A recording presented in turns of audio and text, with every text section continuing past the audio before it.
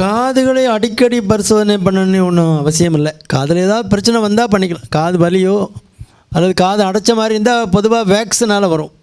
மெழுகு காதில் உற்பத்தி ஆகிறதுனால அது அடைக்கிறதுனால வரலாம். அல்லது காது இரைச்சல் உள்ளவங்களுக்கு காது அந்த கேட்குற தன்மை குறைபாடு வரும்.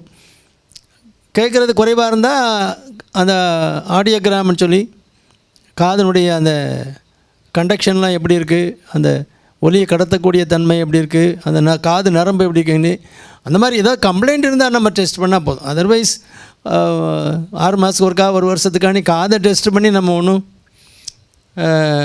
ப்ரிவென்டிவாக அதில் ஒன்றும் பெரிய டிசீசஸ் இல்லை. ஒரு சளி பிடிச்சோன்னா காது வலி வரும், சளிக்கு ட்ரீட்மெண்ட் கொடுத்தா அது போயிடும்.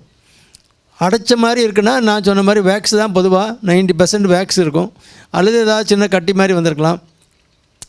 கம்ப்ளைண்ட் இருந்தால் பார்த்தா போதும். அந்த இதுக்கு மாதிரி சுகர் பிபி மாதிரி ரெகுலர் செக்கப்புங்கிறது தேவையில்லை காதுக்கு.